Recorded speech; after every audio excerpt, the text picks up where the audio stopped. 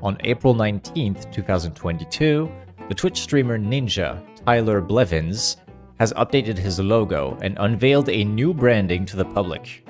This was created by Eat, a design agency based in Los Angeles, and probably took months to create from start to finish. The problem?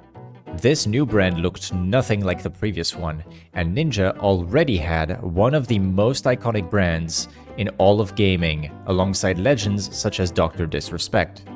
But why? What made Ninja change his already iconic brand, and why such a different direction?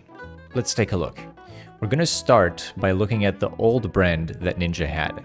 This branding was impactful, clearly inspired by gaming, it was cartoony and appealed to a younger audience. One thing you'll notice is the abundant use of ninja imagery.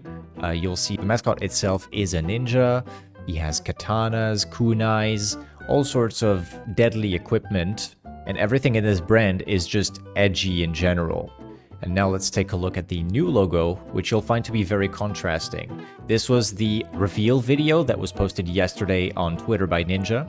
So Ninja's gone a whole lot more minimalist, and also has completely gotten rid of every single bit of imagery related to ninjas. Now the brand focuses on his hair and the headband.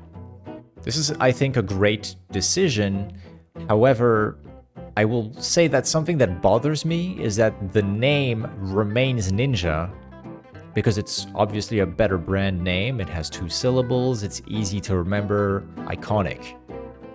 But it's not Tyler Blevins. This brand is Tyler Blevins and not Ninja. Now that we've seen both of the brands, the before and the after, I do want to take a moment to talk about the reason behind this rebrand. And I think it's very important not to discard the reason why this rebrand was done. Let's take a look at the explanation that the design studio has given for this rebrand, and maybe we'll understand a bit better what went on behind the scenes. So this is a paragraph about who Ninja is. Basically, Ninja's kind of a big deal in the streaming world. Every time Ninja does a move, it seems to be very talked about, and he is kind of a pioneer in that sense. And right now, Ninja's making a move that is a move a pioneer would do, I suppose. He is moving away from the gaming world towards pop culture. His success has come with him being invited on late-night TV shows and talking to a lot more mainstream people than some other streamers would. But let's take a look at the second paragraph. And this is the main explanation we're going to get. It is a single paragraph, but we do get a lot of context in here. Although his roots will always be in gaming, Ninja has transcended into a pop culture icon. Our design had the job of future-proofing his brand without alienating the people that had been with him since the very beginning. It had to stay true to who he was whilst giving room to evolve. Okay, so what we learn here is that Ninja is no longer comfortable with his older brand because he thinks it will slow him down in his growth towards the mainstream world. However, and this is, I think, the #1 reason that this new brand isn't really well accepted, is that this brand gets rid of every mention of the ninja that people were used to. This is a clean slate. Let's take a look at the third paragraph. The symbol is a tribute to a constant in his past, present, and future, his hair. We constructed an upbeat logo type by merging different types, widths, and weight. Altogether, we created a visual identity that is playful, timeless, and most importantly, worthy of an icon.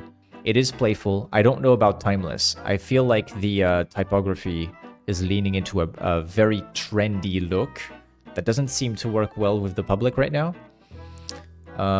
So timeless, I wouldn't be so sure about it, but definitely something easier to work with for Ninja when it comes to approaching brands, and I think this is like something really major, is going to be putting his new branding on physical products. Something you'll notice is that Ninja, as a mainstream creator, he has made his way into Walmarts. He has these little figurines and guides, and he has a book. He sells sweatshirts and other things. All of these, with a new brand that is sleek and simple, it's definitely going to be easier for him to work with and to create these physical products that he can sell to his audience. Now, you can't really mention this new rebrand without talking about the technical aspect and the execution of this new logo, which is something that a lot of designers are having trouble digesting right now. From a technical standpoint, there are issues with the new Ninja logo. Namely, there are 3 things that everyone is talking about. The first one is the cut for the top of the headband in his hair.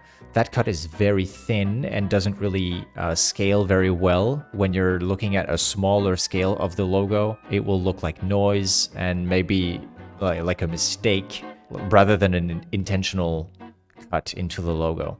The second one is the typography.